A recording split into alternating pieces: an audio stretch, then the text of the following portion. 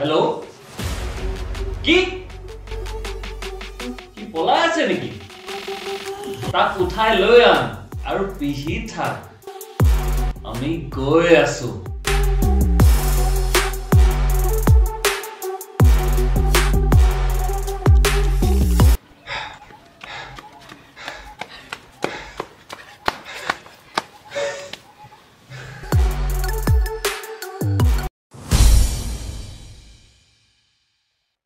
Ayo, Marile.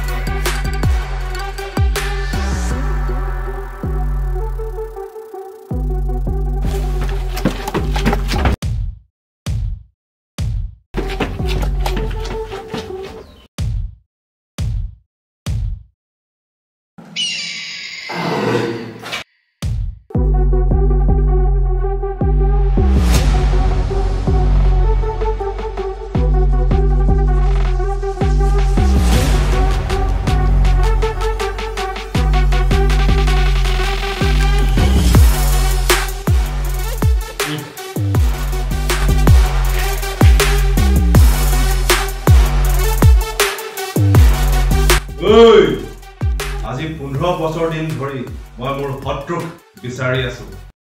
আৰু তোক 15 মাহ দিন ধৰি পইচা দি আছো তাক বিচাৰি উলিয়াবলৈ আৰু হে টকাৰে তই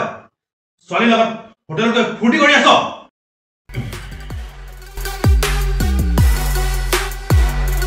কি ভাবিছিলি মই গম নাপাম মই হত্যা নকৰো হত্যা কৰি দিলে শত্ৰুৱে কষ্ট নাপায় মই বিকৰাং কৰি দিওঁ ঐ ইয়াৰ লেসুগুটি পিহিলে ও দাদা এনেকে নকৰিব লেসুগুটি বেয়া নকৰিব ও দাদা এনেকে নকৰিব মই ভৰি ধৰিছো দাদা মই আপোনাৰ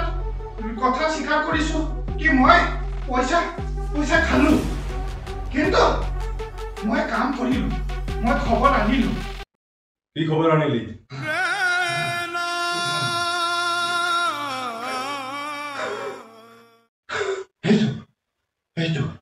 এইটো বৰ্তলৈ আজিকালি জোৰাটোত থাকে আৰু এইটো তাৰ একমাত্ৰ জীয়েক নাম কৰি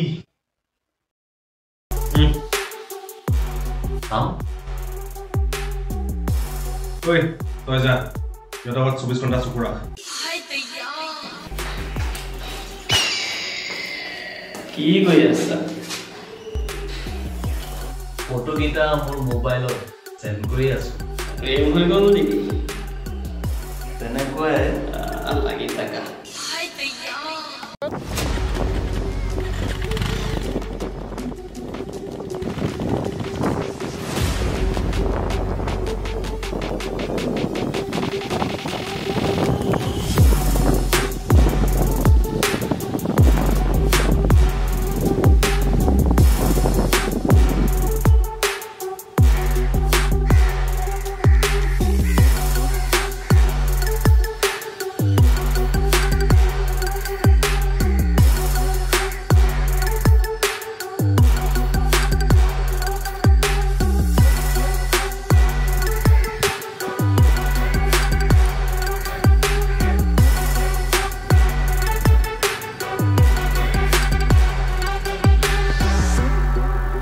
মোবাইলত ফটো পালাই নহয়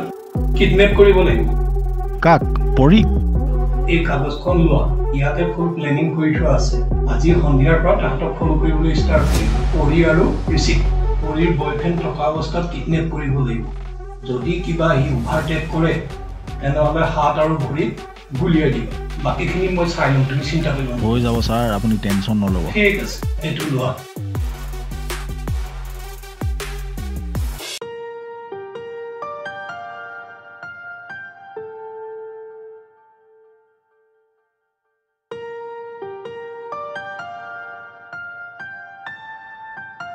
हेलो गुड मॉर्निंग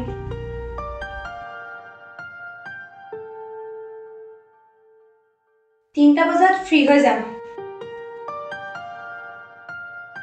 অসভ্য ৰাতিপুৱা আৰু বেলেগ কথা নাই ন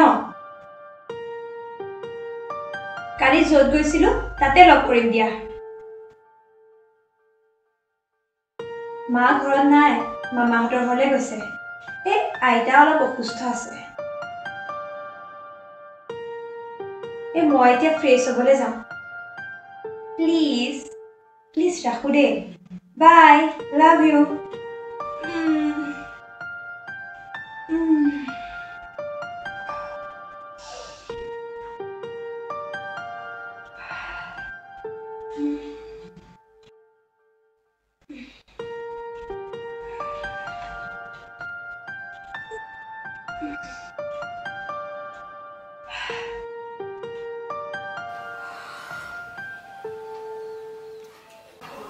हेलो तहती कत থাকিবি অনলি শপিং কৰিম দেই মই এঘণ্টাৰ ভিতৰত পাই যামগে দে পাপাৰ মেছেজ গাৰুৰ তলত টকা থৈ দিয়া আছে লৈ যাবা য়েছ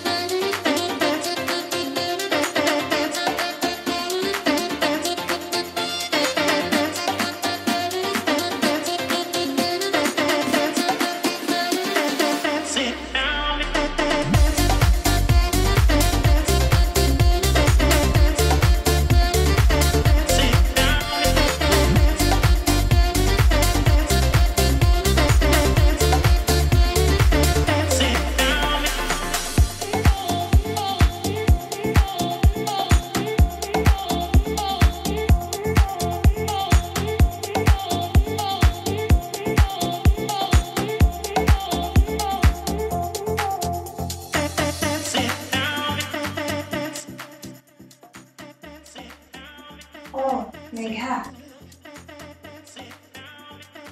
हेलो मेघा मैं আপোনাৰ দৰে প্ৰফেশনাল নহয় দেই মই মাজে মাজে যোৱাতে যথেষ্ট মই যে খালি পাপা বেডৰুমতো নগলো এই আজি ডাইৰেক্ট ৰুমত গৈ আছো দে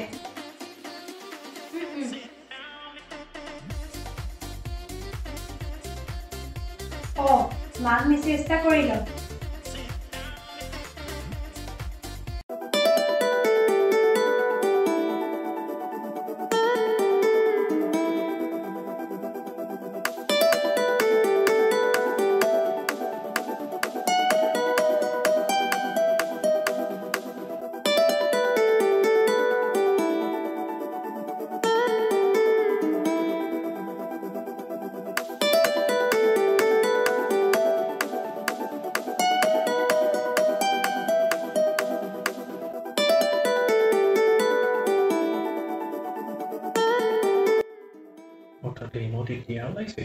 बोजान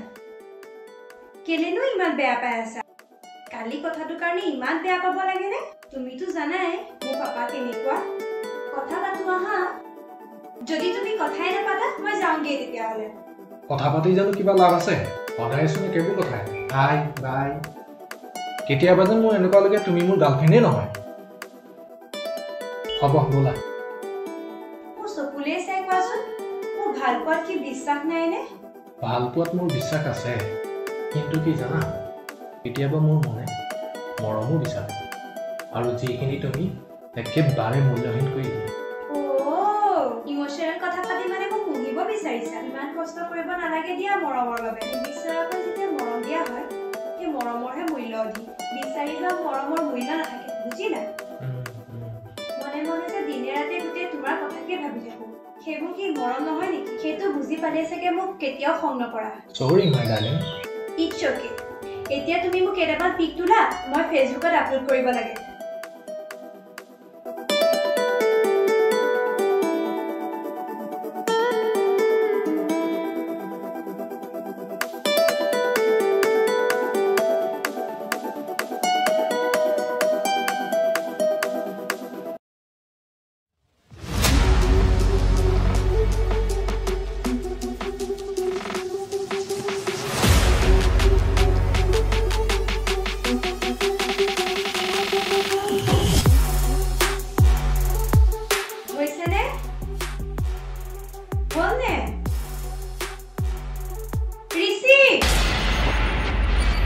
ঐ অকণো লৰচ কৰিবি মাথা উৰাই দিম ঋষি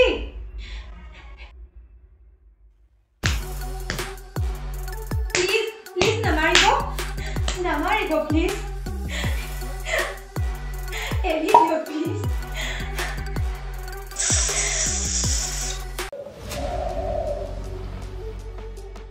ঐ এতিয়াৰ পৰা আমি 24 ঘণ্টা বৰদলৈৰ ঘৰত নজৰ ৰাখি আছো মোৰ মূল উদ্দেশ্যটো হ'ল তাৰ সন্তানক তাৰ পৰা আঁতৰাই দিয়া মই বৰদলৈক শৰীৰত আঘাত দিব বিচৰা নাই মই তাৰ মাইণ্ডত আঘাত দিব বিচাৰিছোঁ সেইকাৰণে তাৰ ছোৱালীজনীক আমি তাৰ পৰা আঁতৰাই আনিম কিয় আমি পৰীক ফলো কৰি আছিলো বেলেগ পাৰ্টি এটা ওলাই লৈ গ'লগৈ নহয় পৰীক এইটো কি কৈছ তই মোৰ বাহিৰে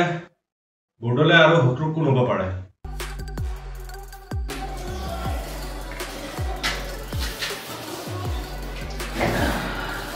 20 ঘণ্টা চকু ৰাখিও মালটো বেলেগে লৈ গ'ল মনটো চাগে পুৰা পৰিছে পৰিছে বহুত পৰিছে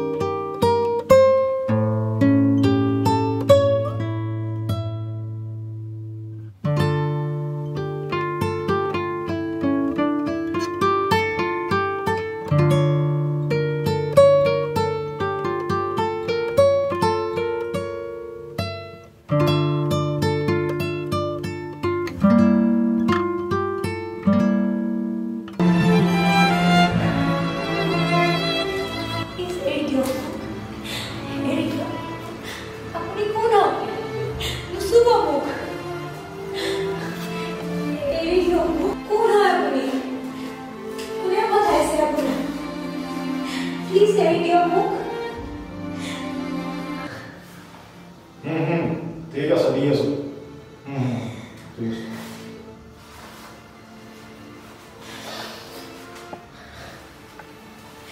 কি কৰে আপুনি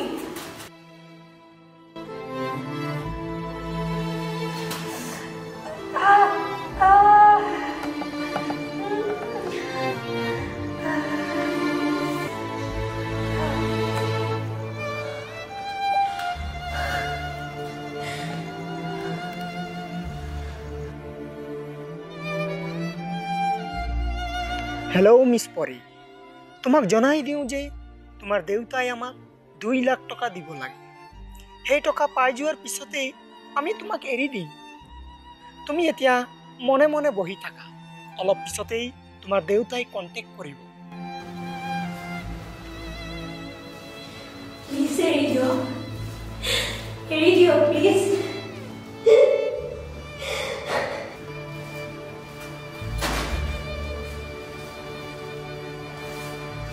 हेलो मिस परी तुम्हार स्वास्थ्य भाले हो थाको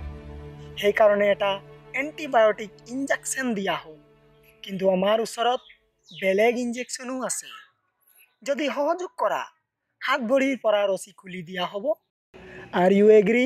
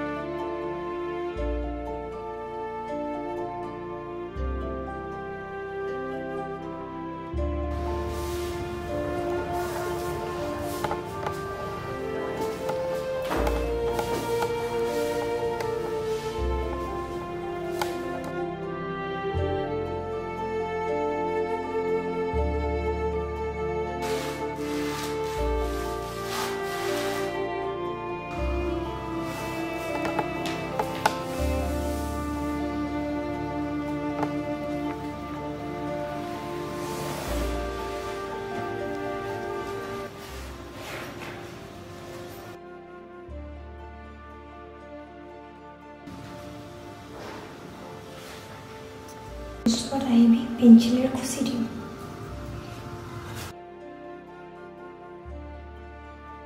इमान बात किसी छवि इमान बिया केनेके हब केতিয়া যে ছবি অকা পাহৰি গলো গমেই নাপালো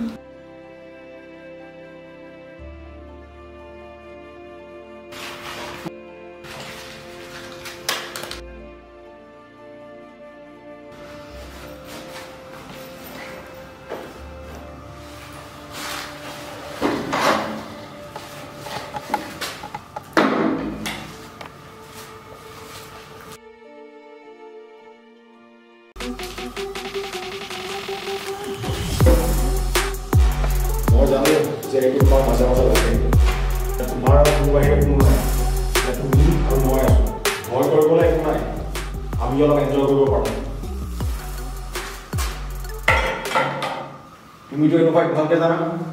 তোমাক খৰাই পিনি মই তোমাৰ লগত এনজয় কৰিব বিচাৰিছো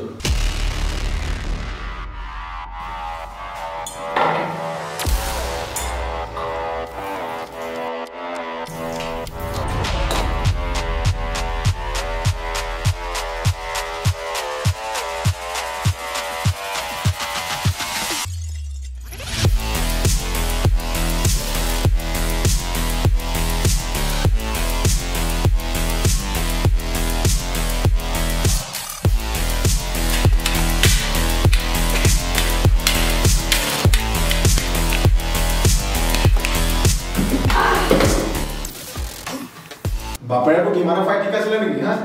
ছোৱালী সুবিধা দিলে ল'ব নোৱাৰো মাৰে বাপেৰে চব দিছে খালি নিজৰ মূৰ্খামিৰ কাৰণে তই নিজৰ টেলেণ্ট হেৰাই পেলাইছ মোৰ মায়ে যি শিকাইছে একো নাপাহৰো কেতিয়াও নাপাহৰো চা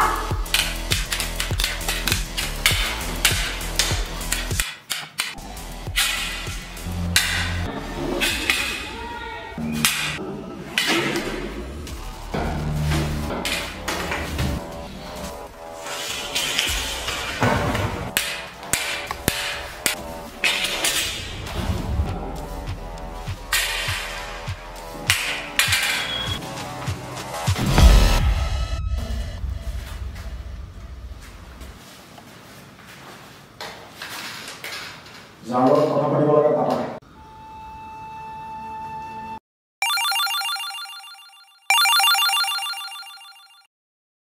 হেল্ল' হেল্ল' ঋষি মই পৰিয়ে কৈছোঁ তুমি ভালে আছা ঠিকেই আছোঁ বাৰু ন' টেনশ্যন তুমি ক'ত আছা এতিয়া মই ঘৰত নাই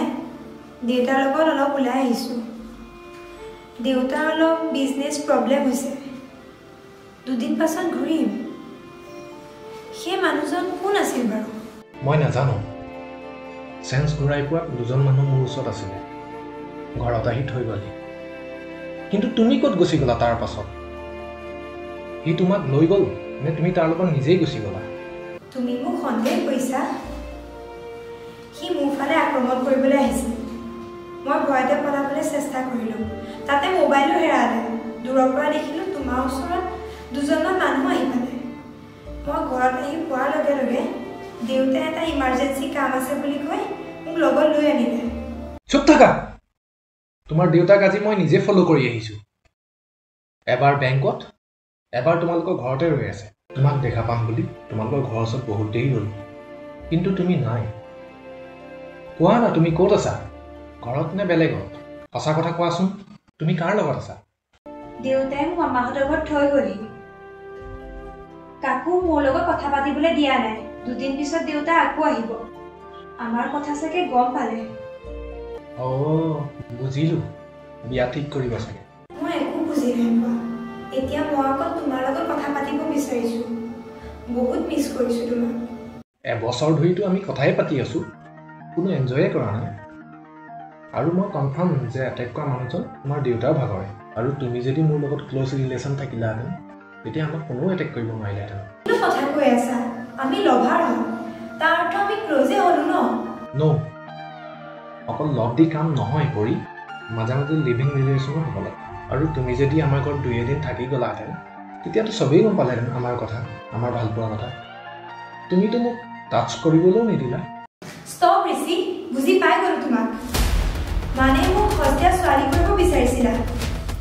সেইটো পৰাসকলৰ প্ৰেমৰ কোনো সন্মান নাই সমাজত আৰু নিজৰ দৃষ্টিটো মানুহ সস্তীয়া হৈ যায়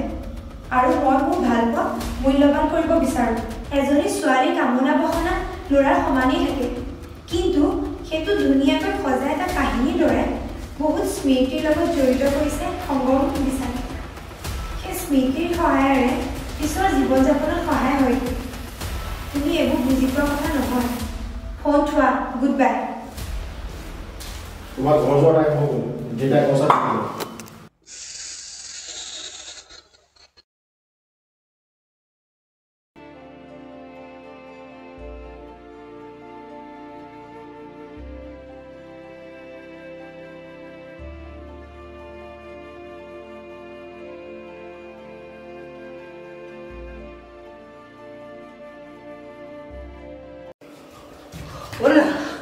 ভাল খবৰ নহয় কি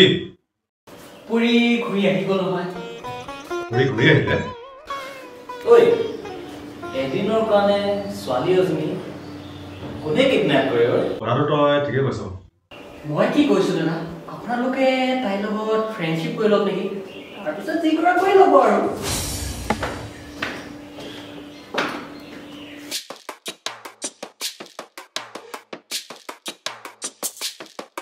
ঐ কথা এটা শুন আমি যদি পৰি কেনেবাকে আমাৰ মানুহ এটা চিনাকি কৰাই দিব পাৰোঁ আৰু তাইক ঘৰৰ পৰা উলিয়াই আনিব পাৰোঁ তেতিয়া কিন্তু আমাৰ কাম সহজ হৈ যাব নে কি ক মানুহ আছে ঠিক আছে খালি তই কাম এটা কৰিব লাগিব গৌতম বহা গৌতম তোমাৰ ভাল নহয় ভালে ছাৰ ছাৰ পঢ়ি কিমান হাৰ্ড ট্ৰেইনিং দিয়াৰ কাৰণটো কি বাৰু প্ৰথম কাৰণটো হৈছে ঋষিৰ বেয়া চৰিত্ৰটো তাইৰ ওচৰত প্ৰমাণ কৰা দ্বিতীয় কাৰণটো হৈছে মোৰ শত্ৰুৱে পৰীৰ ওপৰত আক্ৰমণ কৰিবলৈ বিচাৰিছে গতিকে তাই প্ৰস্তুত থকাটো অতি আৱশ্যক ঠিক আছে ছাৰ কিবা থাকিলে মোক জনাব মইতো আপোনাৰ কাৰণে সদায় আছোঁৱেই ঠিক আছে